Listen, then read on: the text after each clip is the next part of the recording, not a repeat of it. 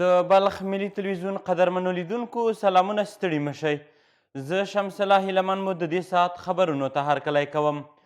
د بلخ ولایت د مرستیال مولوي نورالهادي ابو ادریس په مشرۍ د دولتي عوایدو د زیاتوالي او د لا ښې همغږۍ په موخه غونډه جوړه شوه،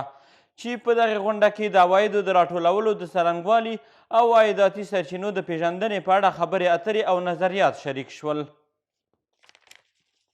غونډه د قرآن عظیم الشان د څو مبارکو آیتونو په تلاوت کولو سره پیل شوه او په پیل کې د بلخ ولایت مقام مرستیال حاجي مولوي نورالهادي ابو ادریس په خپلو خبرو کې د حکومت د مالي بنسټ د پیاوړتیا او تطبیق په برخه کې لازمې لارښوونې وکړې. د امیر المؤمنین په لارښوونه د مالیاتو او غیر مالیاتو د ښه راټولولو لپاره د هغه ساتنه، د تیرو بیلانسونو مطالعه، د مالي معلوماتو تبادله او د قراردادونو شریکول، د پاتې مالیه ورکوونکو په جذب کې د همکارۍ ګړندي کول،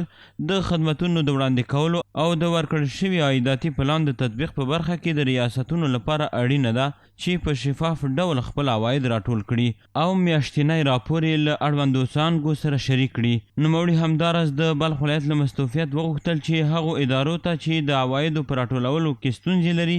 لازمې لارښوونې وکړي. د بلخ ولایت مقام مرستیال زیاته کړه چې د مالیې د اهمیت په پام کې نیولو سره ریاستونه او تصدۍ باید د مالیې وزارت له لوري د ټاکل شوي عاید د حد ټاکلو په برخه کې پوره هڅې وکړي او هیڅ ډول هڅې ونه سپموي. د امارت د حکومت لومړیتوبونه د افغانستان اسلامي دولت او مالیې وزارت په شفاف ډول د خپلو عوایدو راټولول او خپل هدف بشپړول دي چې د دولت مالی بنسټ پیاوړی کړي. حاجي مولوي ابو ادریس د بلخ ولایت مقام له لوري د هغو ریاستونو ستاینه وکړه چې ټاکل شوي موخې یې پوره کړي دي او یا یې زیاتې کړي دي، ترڅو د نورو دولتي ادارو او تصدیو چې د عوایدو کمښت لري د تشویق سبب وګرځي. په همدې حال کې د بلخ ولایت مستوفي قاري اسمت الله سلیمي د عوایدو راټولول مهم وبلل او ویل چې په شفاف ډول راټولول د هیواد په آبادۍ کې مهم رول لري او زیاته یې کړه چې د بلخ ولایت مستوفیت هڅه کوي چې د عوایداتي ادارو ترمنځ لازمي همغږۍ رامنځته کړي، ترڅو د عوایدو په زیاتوالي سره د دولت مالی بنسټ او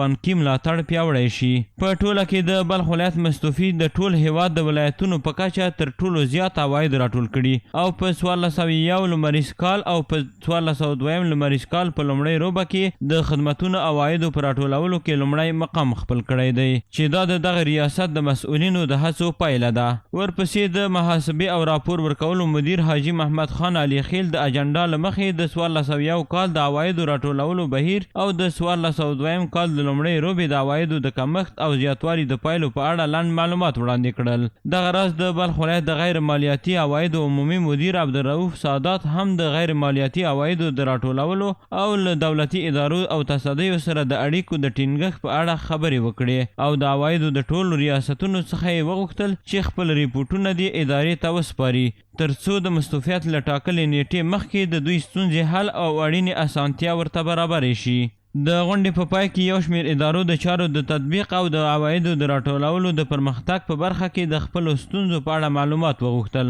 او د عوایدو د کمښت د لامل په اړه یې مفصل راپور وړاندې کړ. د بلخ ولایت د مرستیال والي په مشرۍ د محرم میاشتې په موخه مشورتي ناسته جوړه شوه چې پر مهال د بلخ ولایت مقام د دفتر رئیس، د بلخ ولایت د امر بالمعروف او نهي عن المنکر رئیس او یو شمېر نورو مسؤلینو ګډون درلود. د بلخ ولایت مقام مرستیال په مشرۍ د محرم میاشتې په موخه مشورتي ناسته ترسره شوه چې پر مهال د بلخ ولایت مقام د دفتر رئیس، د امر بالمعروف او نهي عن المنکر رئیس او یو شمېر نورو مسؤلینو ګډون درلود. ټولو مسؤلینو د محرم میاشتې په ورځو کې د لا امنیت پر ټینګښت خبرې اترې وکړې او د افغانستان اسلامي امارت د امیر المؤمنین د هدایت سره سمې لازمي سپارښتنې یو بل سره شریکې کړې، ترڅو په دغه ورځو کې د اهل تشیع ورونو امنیت په سمه توګه ونیول شي او هیڅ ډول ستونزه ورته پیښه نشي. همدارنګه د مرکز څخه راغلي پلاوي د خپلو خبرو په ترڅ کې وویل د محرم د لومړۍ لسو ورځو د امنیت او نورو چارو د تنظیم لپاره د مشرتابه او د ریاست الوزرا د محترم کپیل په هدایت د استخباراتو لومړي مرستیال او د حج اوقاف وزارت له لوري په ګډه پلاوي ټاکلي او دنده ورته سپارل شوي، ترڅو د مرکز او ولایتونو لپاره یوه جامع طرحه ترتیب کړي کړي او په دغه ورځو کې د امنیت په برخه کې جدي اقدامات ترسره کړي. په وروستیو کې د بلخ ولایت مقام مرستیال ویل چې ټول اهل تشیع زموږ هیوادوال دي او په پوره اطمینان او صداقت د دوی د لا امنیت په ټینګښت کې به د بلخ ولایت امنیتي مسؤلین هلې ځلې کوي ترڅو دغه ورځې په ښه توګه ولمانځي. د بلخ ولایت مقام د لزومدید او د کارونو د لا ښه سمون په موخه مولوي محمد برجان نایب د محمد یوسف امیري پر ځای د مزار شریف ښاروالۍ د څیړنې او ارزیابۍ آمر په توګه وټاکل شو چې د بلخ ولایت مقام د بشري سرچینو او پراختیا رئیس له لوري د دې امریت ټولو کارکوونکو ته ورپېژندل شو.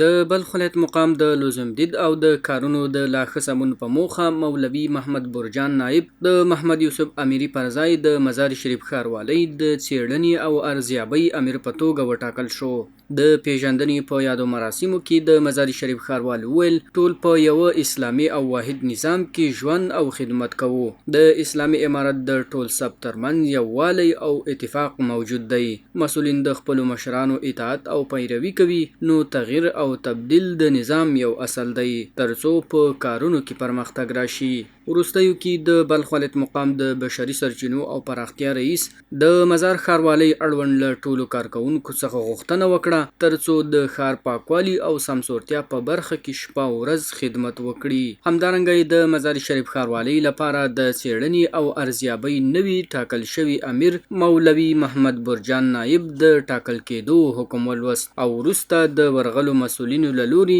د مسؤلیت پر چوکۍ کېنول شو او همې په چارو کې د بریالیتوب په موخه ورته دعاوې وکړي. د بلخ ولایت د دولتي ادارو د کارکوونکو د حاضرۍ د څارنې کمیسیون د یاد ولایت د کار او ټولنیزو چارو د رئیس په مشرۍ او د دغه ولایت مقام د بشري سرچینو او پراختیا رئیس د اصلاحاتو اداري امر اطلاعاتو او فرهنګ ریاست او عدلي ریاست د استازو په ګډون د بلخ د معادن او پترولیم ریاست څخه لیدنه ارزونه او همې د مامورینو د حاضریو کنټرول وشو.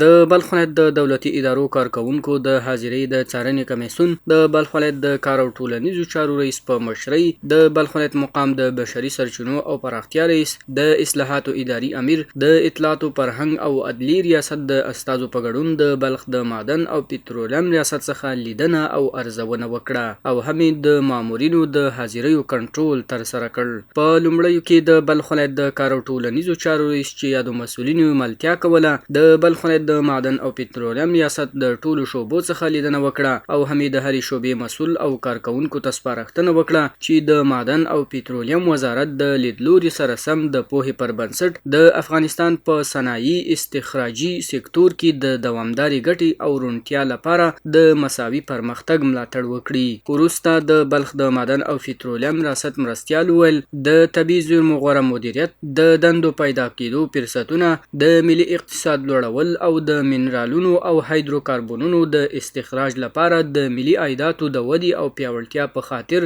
د پانګوالو تشویقول د ریاست لومړیتوبونه دي او د وزارت تشکیلاتي جوړښت ته وده او د جیولوژیکي معلوماتو د قراردادونو مدیریت او پلي کول په دغه سکتور کې کاري زمینې برابرول د ریاست له فعالیتونو څخه شمیرل کیږي. وروستیو کې د کارکوونکو د حاضرۍ څارنه او ارزونه او همې د خدماتونو د وړاندې کولو او د کارونو پیاوړتیا په برخه کې یو تر ټولو مهم ګام یاد کړ او د دې ترڅنګ د کمیسیون ټولو غړو ته د هر ډول همکاریو ډاډ وړاندې کړ. د بلخ ملي تلویزیون قدرمنو لیدونکو دا او د دې مهال خبرونه تر بیا مو العمل ښې چارې.